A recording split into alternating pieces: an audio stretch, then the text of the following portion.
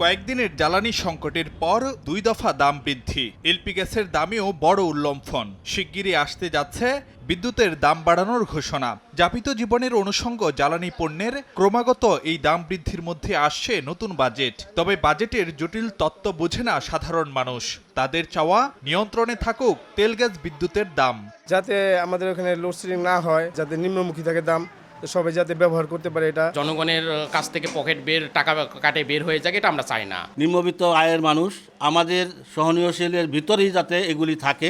জ্বালানি সংকটে ধুঁকছে দেশের শিল্প খাত। তাই বিনিয়োগকারীরা তাকিয়ে জ্বালানি নিরাপত্তা নিশ্চিতে বাজেটের নীতি কৌশলের দিকে। ঐতিহাসিকভাবে এই মুহূর্তে বেসরকারি খাতে বিনিয়োগ হচ্ছে সবচেয়ে কম। সামনে ভালো হওয়ার সম্ভাবনা থাকবে যদি আমরা ইনফ্রাস্ট্রাকচার ডেভেলপ করতে পারি।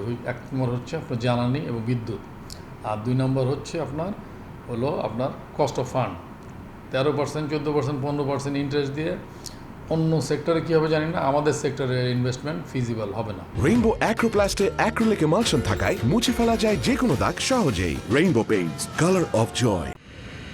নীতি নির্ধারকরা অবশ্য বলছেন, গ্রাহক প্রত্যাশা ও অর্থনীতি ও উৎপাদন খাতের সুরক্ষা বিবেচনায় নতুন সরকারের প্রথম বাজেটে অগ্রাধিকারে থাকছে বিদ্যুৎ জ্বালানি খাত। ইরান ইউক্রেন যুদ্ধসহ বৈশ্বিক সংকট চোখে আঙুল দিয়ে দেখিয়েছে আমদানি নির্ভরতার ঝুঁকি। তাই নতুন বাজেটে গুরুত্ব পাবে নবায়নযোগ্য উৎস থেকে বিদ্যুৎ উৎপাদন আর নিজস্ব জ্বালানি উত্তোলন। বঙ্গোপসাগরে তেল গ্যাস অনুসন্ধানের প্রসঙ্গও থাকবে বাজেট বক্তৃতায়। জ্বালানি না হলে, বিদ্যুৎ না হলে তো এদেশের উৎপাদন বাড়বে না। সেই জন্য আমাদের সরকার বিদ্যুৎ এবং জ্বালানি খাতে অনেক যত্নবাদ এবং অনেক অগ্রাধিকার দিয়ে বাজেটে যে বরাদ্দ দিয়ে গেছে। আগামী 5 বছরে নবায়নযোগ্য জ্বালানি থেকে 10,000 মেগাওয়াট বিদ্যুৎ উৎপাদন করতে চায় সরকার। আর এই লক্ষ্য পূরণে ভ্যাট ট্যাক্স কমানো সহ বাজেটে নীতি সহায়তার পরামর্শ বিশেষজ্ঞদের। রুফটপ সোলার প্যানেল এগুলোতে যাতে উৎসাহিত করা, এইবারের বাজেটে এগুলোকে বিবেচনায় রেখে আমাদের অর্থায়ন করা হবে এবং আমাদের আমদানি নীতিতেও এগুলোর উপরে যে শুল্ক এটার সাথে সম্পর্কিত সেটা করা হবে যৌক্তিকভাবে।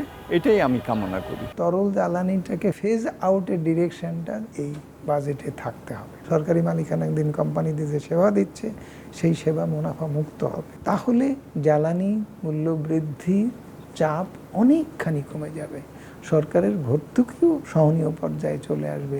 পাশাপাশি এ খাতের অযৌক্তিক ব্যয় নিয়ন্ত্রণের দাবিও জানান বিশেষজ্ঞরা।